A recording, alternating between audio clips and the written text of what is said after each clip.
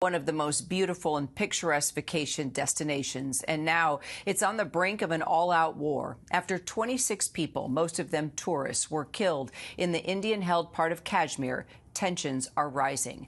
India pointing fingers at Pakistan for the deadly attack, where rebels stormed the scenic tourist mountain resort with automatic weapons. Pakistan denies any involvement in the attack. That horrific incident plunging already shaky relations between the two nuclear powers to new lows.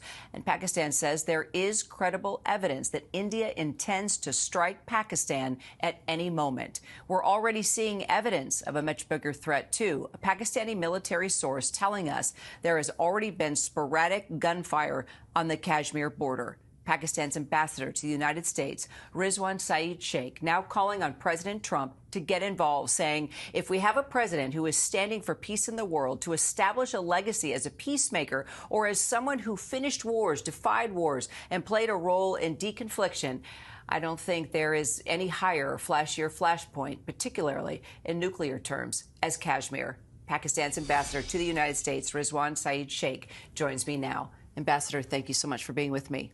Thank you for having me, Kyra. I want to get your first response, of course, to India accusing your country of supporting terrorism. What do you say? Well, Kyra, as you know, Pakistan itself has been the worst victim of terrorism anywhere in the world. Apart from the Afghanistan territory itself, Pakistan has been suffering over the past decades, not just years, from terrorism. Only last year, we had no less than 1,000 incidents of terrorism in a calendar year, which was actually a 40% increase over 2023. And while India lacks or has not been able to show or produce any shred of evidence till today, Pakistan has lost 75,000 lives and hundreds of billions of dollars of losses in economic terms we have suffered for reasons of not only being the worst victim of terrorism, but actually being the frontline state against the global terrorism, in the global combat against terrorism.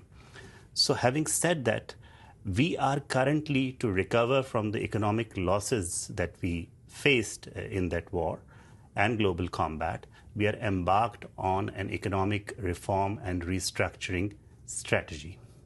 And the kind of last thing that we would need is a neighborhood that is not stable.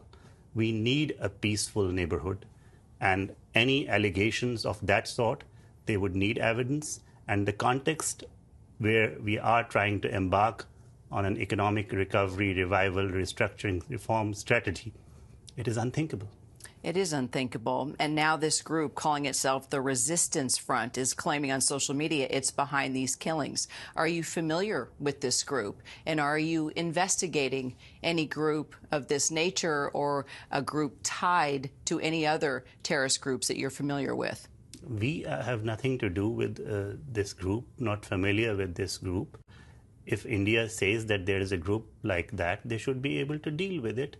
Because what they have done so far is that they have raided houses, including the houses reportedly of the three people whose sketches were circulated as being the perpetrators in these terrorist attacks.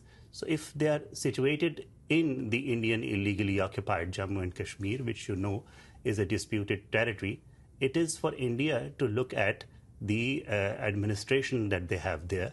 If 700,000 strong security forces presence cannot ensure peace, whether it is Pahalgam or any other part of that disputed territory, illegally occupied territory, then what would? They need to look inwards and not blame Pakistan for administrative inadequacies, electoral deficiencies, or brutal and repressional legacies. You know, Pakistan has also conducted military exercises as well, and there's grave concern among world leaders that these two superpowers, that something really horrible can happen on a much bigger level. So what do you tell world leaders right now that are looking at India and Pakistan and are very concerned?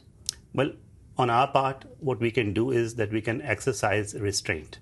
But if there is any attack on our territory, Pakistan will respond with full force and all that we have within our means. We do not want to initiate anything, but in a nuclear neighborhood, if it gets started, nobody knows where it goes. We want peace. Yes, it suits us, particularly, as I've mentioned, in the context of our economic reform, restructuring, and ascendance.